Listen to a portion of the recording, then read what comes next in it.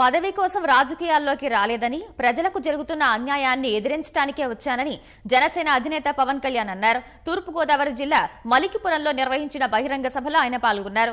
ప్రతిపక్ష నేత జగన్ భాజపా ప్రభుత్వంపైన విమర్శల వర్షం గుప్పించారు.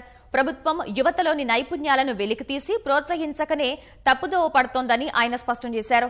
రాజకీయ నాయకులు యువతకు స్ఫూర్తిగా నిలవాలని పవన్ సూచించారు. ఒక విజయ మాల్యాని ఏం చెయ్యవు, ఒక సుజనా చౌదరి గారిని ఏం చెయ్యవు, కానీ ఒక మత్స్యకారులను మటుకు చంపేస్తాయి, ఒక డ్వాక్రా మహిళలను చంపేస్తాయి బ్యాంకులు. ఇది చాలా బాధ కలిగించేది. ఉన్న రాజకీయ వ్యవస్థ, రాజకీయ నాయకులు అందరూ సొంత లాభాల కోసం రాజకీయాన్ని వ్యాపారంగా చేసుకునే పరిస్థితుల్లో వారు పెట్టుబడిగా మలుచుకుంటా ఉంటే మనకెక్కడ న్యాయం జరుగుతుంది? 4 దశాబ్దాల అనుభవం ఉన్న ముఖ్యమంత్రి చంద్రబాబు నాయుడు గారు ఈ రోజున రాష్ట్రానికి ఏమి చేసే పరిస్థితుల్లో లేరు.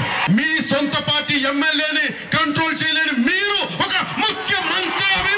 మీరు తెలుగుదేశం పార్టీ తిడుతున్నారు, వైసీపీ నాయకులు తిడుతున్నారు. పవన్ కళ్యాణ్ తప్పు చేస్తే మీరు పవన్ కళ్యాణ్ చొక్కా పట్టుకునే హక్కు మీకుంది.